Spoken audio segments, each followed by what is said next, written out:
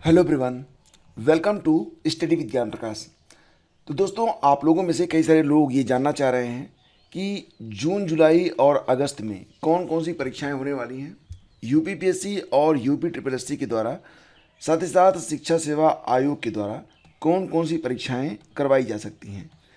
तो फ्रेंड्स, इसी बात पर इस वीडियो में हम चर्चा करेंगे। शिक्षा सेवा आयोग, अभी देखो यहाँ पर कल मैंने आप लोगों को बताया था कि कई सारे जो सक्षम अधिकारी हैं, जैसे कि एग्जामिनेशन कंट्रोलर की पोस्ट खाली है। इसके अलावा अभी जो सचिव की पोस्ट है परमानेंट वाली, वो नहीं है। अभी इसके अस्थाई जो अध्यक्ष होते हैं प्रेसिडेंट, वो भी नहीं है। तो फिलहाल अभी 4 जून के बाद सबसे पहले तो स्टाफ की भर्ती की जाएगी। और देखो फ्रेंड्स, कोई भी परीक्षा होती है तो उसके लिए जो एग्ज़ाम सेंटर्स होते हैं वो बहुत पहले ही मांग लिए जाते हैं। एग्ज़ाम सेंटर 10-15 दिन पहले नहीं मांगे जाते हैं। तो सबसे पहले जो तैयारी होती है वो एग्ज़ाम सेंटर की होती है। और जैसा कि शिक्षा सेवा आयोग ने ये कहा है कि सबसे पहले वो जो परीक्षा करवाएगा वो असिस्टेंट प्रोफेसर की परीक्षा को करवाएगा। तो अभी जो तैयारियां हैं वो स्टार्ट नहीं हुई हैं। तो आप ये मान के चल सकते हैं कि अभी जो है आपकी कोई भी परीक्षा जून में या फिर जुलाई में नहीं हो पाएगी। आप ये भी मान के चल सकते हैं कि अगस्त में भी शायद परीक्षा ना हो पाए। जो सबसे पहली परीक्षा हो सकती है उसकी संभावित डेट सितंबर हो सकती है, सितंबर हो सकती है। अभी देखो, जो पूरा का पूरा सिनेरियो है ये क्लियर तभी होता है जब कोई ऑफिशियल डिक्लेरेशन आ जाए, मतलब जब उस पर अध्यक्ष के, सचिव के हस्ताक्षर हो जाए, उसके बाद मामला क्लियर होता है। तो अभी तक जो बातें हैं वो बस यूं ही हैं कि एक अनुमान पर आधारित है। इनसाइडर्स के माध्यम से जो जानकारियाँ निकल के आती हैं वही यूट्यूबर्स आपको बता देते हैं। लेकिन बहुत सारे एस्पिरेंट जानना चाहते हैं कि अमुक परीक्षा कब हो रही है, कैसे हो रही है। तो उनके लिए ये जानकारी अहम हो सकती है कि आप ये मान के चल सकते हैं, अगर आप असिस्टेंट प्रोफेसर के लिए आवेदन किए हुए हैं तो आपको एटलीस्ट 2.5 महीने का समय तो अभी भी है।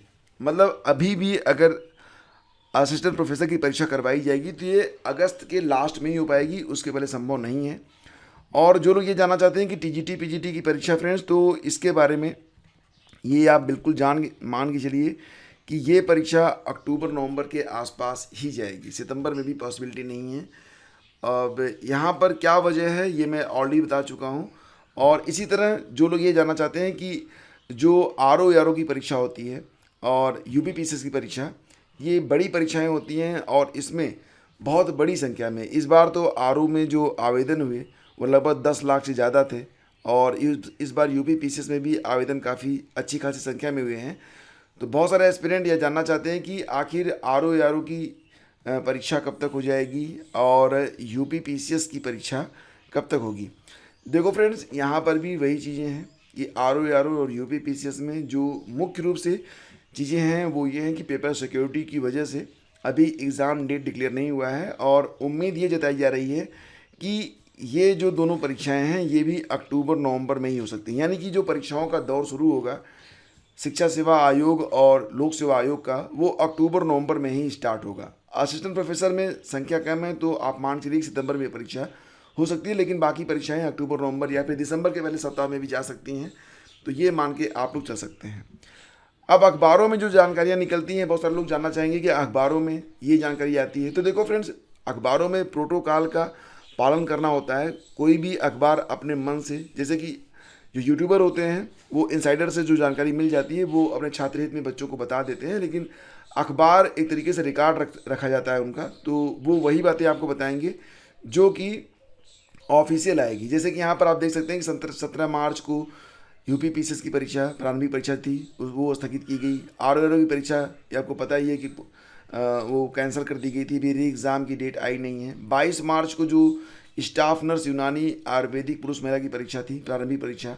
7 अप्रैल को प्रस्तावित सहायक नगर नियोजक प्रारंभिक परीक्षा।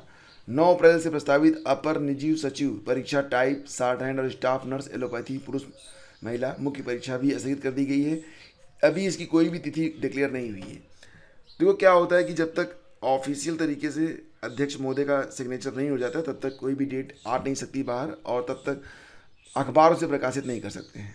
मई बीतने वाली, जून में पहले से जो 2 परीक्षाएं संभावित हैं उनका टलना भी तय माना जा रहा है। 9 जून को स्टाफ नर्स यूनानी आयुर्वेदिक पुरुष महिला मुख्य परीक्षा और 19 जून को सहायक नगर नियोजक मुख्य परीक्षा प्रस्तावित है। इन दोनों भर्तियों की जो प्रारंभिक परीक्षाएं हैं पहले ही स्थगित की जा चुकी हैं। ऐसे में अब मुख्य जब प्रारंभिक परीक्षा हुई ही नहीं तो मुख्य परीक्षा कैसे होगी, तो ये सारे सवाल यहाँ पर खड़े होते हैं। यानी कि फ्रेंड्स अभी आपके पास समय है, जून जुलाई में कोई भी परीक्षा नहीं होनी है। और जो लोग असिस्टेंट प्रोफेसर की तैयारी कर रहे हैं वो अगस्त मान के चल सकते हैं, बाकी अगस्त क्या सितंबर मान के चल सकते हैं। अगस्त में भी ये परीक्षा लास्ट में ही जाएगी या फिर सितंबर में होगी। और बाकी जो बड़ी परीक्षाएं हैं TGT, PGT, RO, ARO, UP, PCS वगैरह, जैसे कि जानकारी मिल रही है उसके मुताबिक मैं आप लोगों को बता रहा हूँ कि ये परीक्षा अभी आपके पास समय है। अगर आप जीरो लेवल से भी स्टार्ट करना चाहें तो भी तैयारी कर सकते हैं। बहुत सारे हमारे फ्रेंड्स हैं और बहुत सारे लोग हैं इस चैनल पर जो ये जानना चाहते हैं कि अभी तक उन्होंने टीजीटी की तैयारी स्टार्ट नहीं की है, तो क्या टीजीटी की तैयारी अभी अगर वो शून्य से स्टार्ट करें तो वो कर सकते हैं। देखो अपने टीजीटी परीक्षा की सबसे बड़ी खूबसूरती, वो भी सबसे बेहतर यूपी टीजीटी को ही मैं मानता हूँ, क्योंकि यहाँ पर कोई भी उम्र सीमा नहीं होती है, नो अपर एज लिमिट। अगर आपकी उम्र 60 साल तक भी 59 साल तक भी है तब भी आप आवेदन कर सकते हैं। दूसरी बात ये है कि केवल आपके सब्जेक्ट से ही सवाल पूछे जाते हैं। अगर कम से कम 4 महीने का समय आपको मिल रहा है तो आप इन 4 महीने में बहुत ही आसानी से किसी भी विषय की तैयारी कर सकते हैं। बस आपके अंदर डेडिकेशन होना चाहिए। प्रतिदिन अगर आप सुबह 2 घंटे और शाम को 2 घंटे लें, यानी कि डेली 4 घंटे लें, तो आसानी से आप अपना जो सिलेबस है उसको कवर कर सकते हैं। 120 घंटे पर मंथ ये पढ़ाई कम नहीं होती है, बहुत ज़्यादा होती है। आराम से उसकी तैयारी अभी से भी स्टार्ट की जा सकती है। एक स्ट्रेटजी वीडियो में बना के आप लोगों को दे दूंगा, उसके बाद देखिएगा आप लोग। रेडियोलॉजिस्ट के 70 पदों के लिए हुए इंटरव्यू, सभी रह गए खाली। तो चिकित्सा अधिकारी, प्लास्टिक सर्जन के भी 50 में से केवल 4 पद। तो उत्तर प्रदेश लोक सेवा आयोग ने जारी किया सीधी भर्ती का अंतिम चयन परिणाम। आप देख रहे होंगे कि उत्तर प्रदेश लोक सेवा आयोग के द्वारा जो भी सीधी भर्ती का अंतिम चयन परिणाम जारी हो रहा है, खासतौर से मेडिकल के क्षेत्र में, उसमें सीटें जो है भर नहीं रही हैं या तो बिल्कुल खाली जा रही हैं। अब यहीं पर आप देखेंगे तो 70 पदों के लिए रेडियोलॉजिस्ट के लिए जो इंटरव्यू हुए तो सभी के सभी पद खाली रह गए। अब इसके अलावा इसके पहले जो मैंने बताया था आप लोगों को कि कई सारे पद लगातार खाली जा रहे हैं। तो रेडियोलॉजिस्ट के सभी 70 पद और चिकित्सा अधिकारी ग्रेड 2 प्लास्टिक सर्जन के 50 में से 46 पद खाली रह गए। मतलब लोग जो रजिस्टर रेडियोलॉजिस्ट का पास हो गया या फिर चिकित्सा क्षेत्र से जुड़े जो लोग हैं, ये लोग एग्जैक्टली गवर्नमेंट जॉब में आना ही नहीं चाहते हैं, क्योंकि उनको लगता है कि वो अगर अपनी सेल्फ सर्विसेज देंगे तो वो ज़्यादा पैसे कमा सकते हैं, और ये भी एक बड़ी वजह होती है। तो ये सारी जानकारियाँ निकल के सामने आ रही हैं, ठीक है।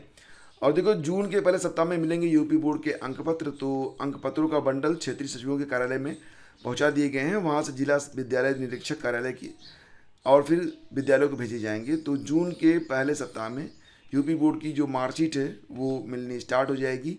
अंकपत्रों का वितरण मई के आखिरी सप्ताह में होना था, लेकिन छपाई में देरी हुई, इसलिए अब ये प्रक्रिया जून में पहुंच गई है। अगले कुछ दिनों में हाई स्कूल के भी अंकपत्र आ जाएंगे। तो इस प्रकार से। और रही बात फ्रेंड्स रेमल के बारे में, तो एक प्रश्न तो आपका पक्का बन रहा है, और वो प्रश्न यही बनेगा कि रेमल का नामकरण किसने किया, या फिर ये पूछ सकते हैं कि रेमल कहाँ से शुरू हुआ, अरब सागर से या फिर कहाँ से, या फिर सबसे अधिक प्रभावित क्षेत्र। तो 3 बिंदु आप लोग ध्यान रखिएगा for the all the upcoming exams. तो यहाँ पर आप देख रहे होंगे कि सबसे अधिक प्रभावित तो आपका मतलब बांग्लादेश हो रहा है।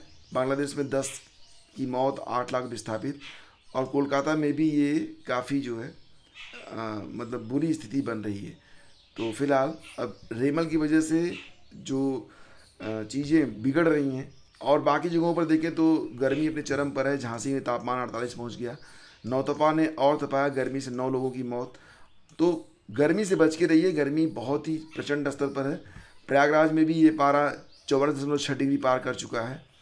और सबसे बड़ी बात ये होती है फ्रेंड्स कि जो वृक्ष होते हैं, जहाँ पर पेड़ लगे होते हैं, वहाँ पर आपको काफ़ी राहत मिलेगी, लेकिन जहाँ पर केवल बिल्डिंगें हैं वहाँ तो समझ लीजिए कि आँव की तरह तप रहा है।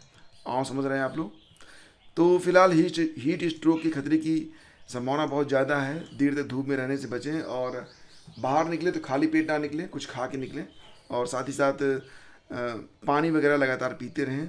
दिल्ली में तापमान बहुत ज़्यादा है, आप लोग खुद भी महसूस कर रहे होंगे। और अगर देखा जाए तो लगभग जो तापमान है राजस्थान में 50 तक पहुंच गया है। तो 50 तक तो लगभग हर जगह फील हो रहा है, ठीक है, रियल फील। तो फ्रेंड्स, ये थी आज की news update. Thank you so much for watching the video. अगर अच्छा लगा तो लाइक और शेयर करिएगा। धन्यवाद।